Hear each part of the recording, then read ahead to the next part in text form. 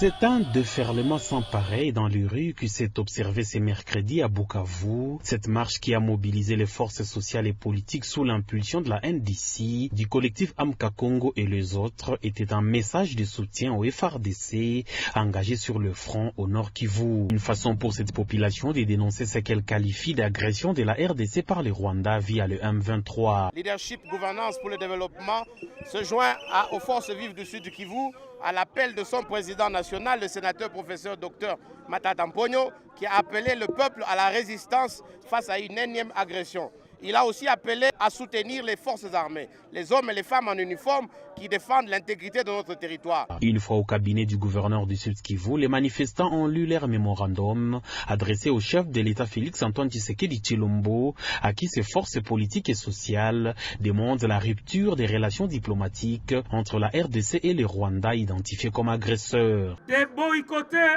dès ce jour tous les produits économiques et rentables au Rwanda. Soutenir avec abnégation nos voyants militaires des FARDC dans toutes les opérations militaires en cours et à venir pour défendre l'intégrité de notre territoire national. Ils ont exigé la fermeture des frontières entre les deux pays, ainsi que le gel des avoirs de tous citoyens rwandais évoluant en RDC et l'annulation des contrats signés avec le Rwanda.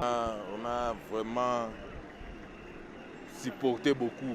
Cette fois-ci, tout est l'ennemi, bisognos au peuple congolais, tous ont sa guerre place Outaki.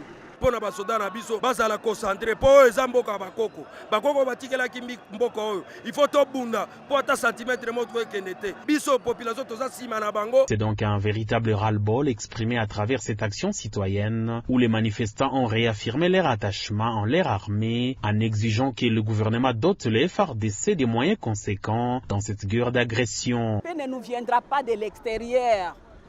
La paix ne nous reviendra pas des pays voisins. Ça viendra à l'intérieur. Et ici, l'intérieur de notre pays, c'est notre armée. Il suffit seulement de l'encadrer, il suffit seulement de l'équiper, il suffit seulement de la mettre dans des conditions voulues. Et bien, nous aurons la paix. Pour ces forces politiques et sociales, il est temps que l'instabilité et la guerre cessent une fois pour toutes dans la partie est du Grand Congo.